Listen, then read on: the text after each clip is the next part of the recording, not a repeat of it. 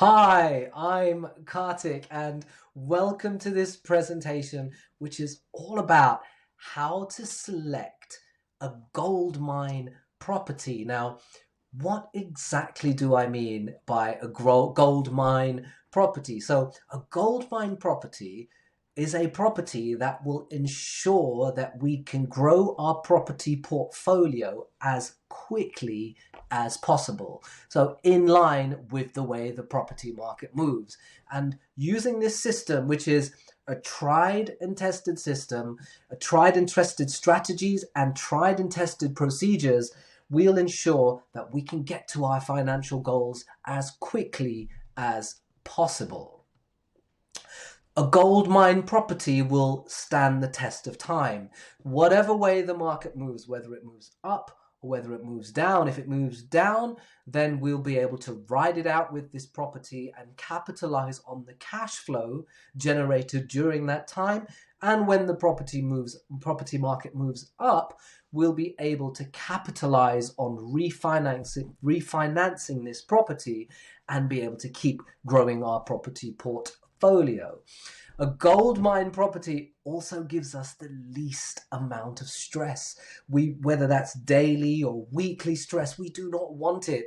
So we literally plug it in, turn it on, and we live hassle-free and generate true, genuine, passive income. So let's get stuck in and let's have a look at how we find these properties.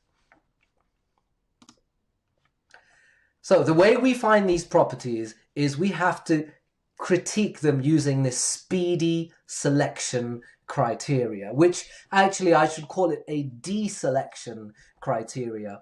And I'll go through each step in detail one by one. But what I mean by deselection is that we're going in with the attitude of deselecting or disqualifying the property.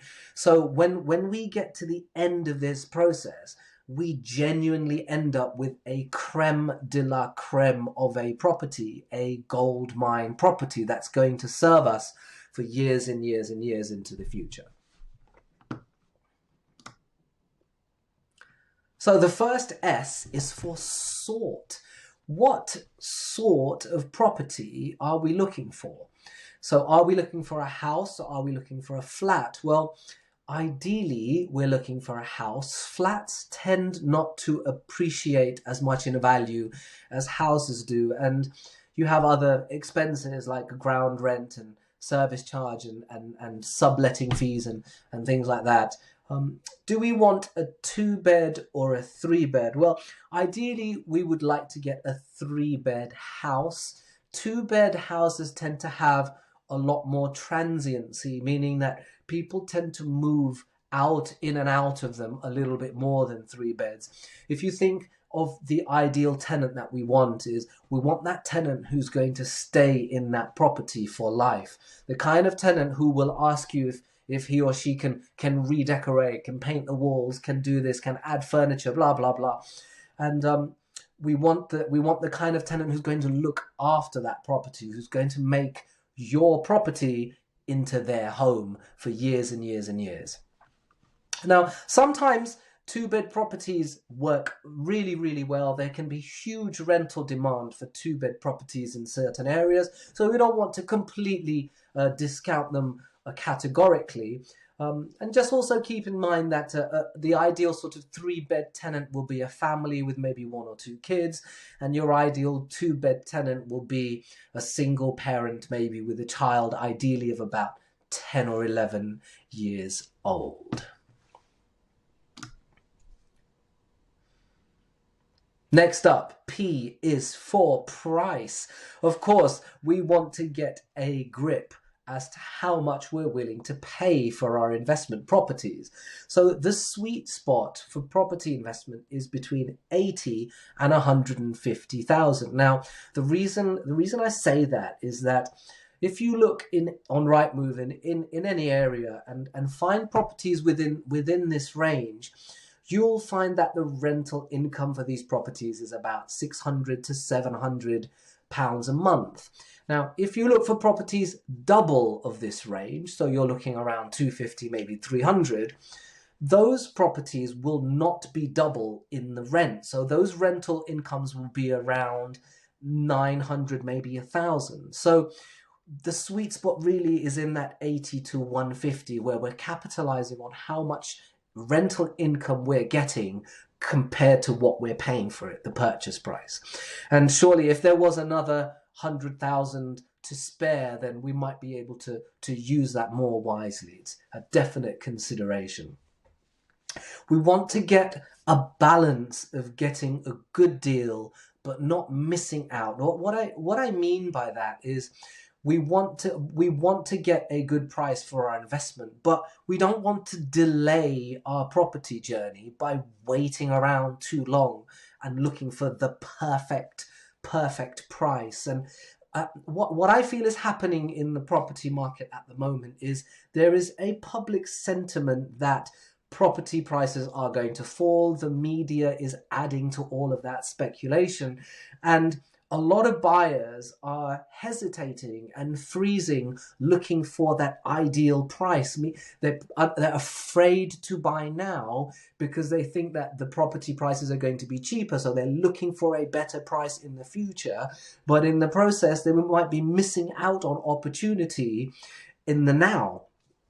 So we want to get that balance of getting a good deal. Yes, we want a good deal, but we don't want to be waiting around endlessly for that deal to show up.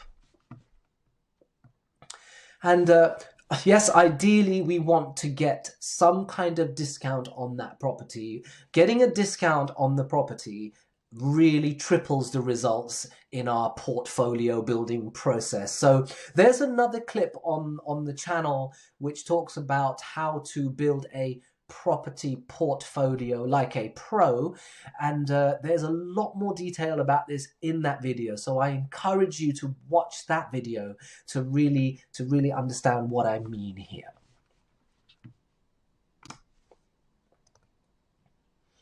Okay, next up is E for environment, or in other words, location, location, location. I'm sure you've heard that one before. So ideally, we want to be buying in a town or a city with a minimum population of 80,000 people. Now, why do I say that? Well, if we buy in smaller towns, smaller towns tend to be less reliable when it comes to capital growth moving with the national average.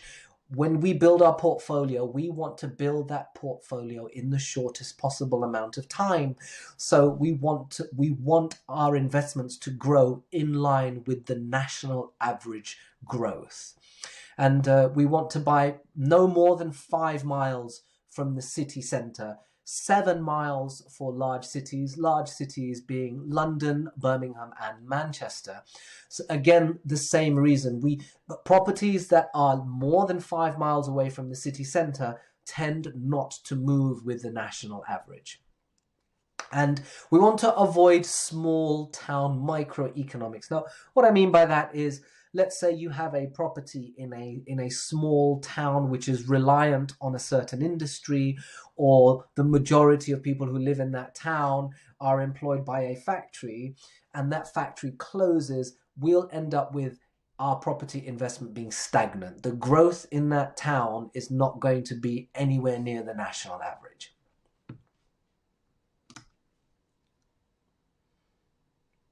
Right, the next E is for established growth. So in other words, capital growth. We want to take advantage of capital growth with our investment, and that's where the majority of the money is made in property. So the national average of capital growth is 7.9%, meaning your property is growing 7.9% year on year on year. And then if you add compounding onto that, that's even more. That's for another video. Now, in order to ensure that we get this kind of capital growth, we want to buy close to a secondary school. Now, the reason it's a secondary school rather than a primary school is that families who have kids in primary schools tend to be a lot happier to move around from town to town, even from district to district in the same town, whereas families who have kids who are in secondary schools tend to stay put. And in fact, some families will move specifically to get into a catchment area for a secondary school. So we're much better off buying near a secondary school than a primary school. I remember when I was a kid, I moved around from country to country when I was in primary school, but as soon as I got to secondary school, we settled down, we stayed put, and I was at that school for the whole time. We want to buy with good transport links. We want good bus and train links. So just bear in mind, there is no underground system in towns further north. So we're really looking at the good bus and good train, good public transport connections. And of course, we want to buy in an area which has a good road network. I think that one is pretty self-explanatory, and all of these factors, again, contribute to ensuring that we grow in line with that national average. Cool, we're up to D. So D is for demand check. Now, what I mean by that is we need to run a check for tenant demand. And the way we do that is we advertise the property for rent in the local area. We use Gumtree, we use local press, but we don't put the property on Rightmove because Rightmove amplifies the demand. If we get 10 replies in a week, we're good to go. That property passes that check, without Rightmove, of course. And what we tend to do is with the inquiries that come in, we let them know that the property is not available, and we keep their details. And when we are ready to rent that property out, we have a list of tenants that we can call, and we can also choose the best tenant out of those ones who have got in touch. So we are, in a sense, we're kind of ahead of the game here a little bit. Next up, and finally, we're at Y. So Y is for your numbers. So essentially, this is a check on the cash flow of this investment. So by cash flow, what I mean is we're looking at the monthly incomes and the yearly incomes, as opposed to capital growth, which is a much longer time frame. So the way this works is we take the rental profit each month, we multiply that by 100, and that has to be greater than 1 month's rent. So let's say, for example, we have a total rental income of £600 a month. And we have to take away all of the expenses. So we take away mortgage interest payments, we take away maintenance, we take away the letting agent fee, we take away the insurance fees. We end up with, say, £200 a month of profit. 200 times 11 is 2,200.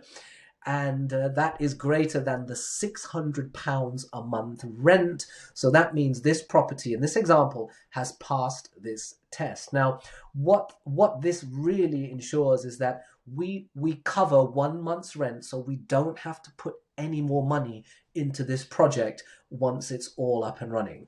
So if the property is not rented for 1 month, and ideally we don't even want that, and if we've got a great property, we won't even get that. But if there is a month where it's not rented and we have to pay for it, we are covered with the rental profits. And this is the rule that we use for this property to pass its cash flow analysis.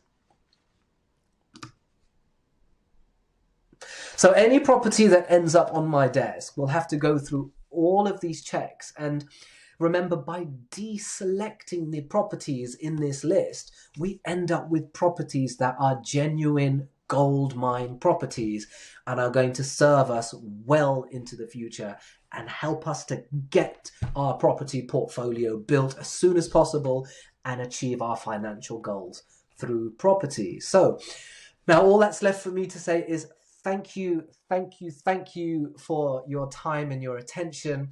I've been Kartik, and I will see you on the other side.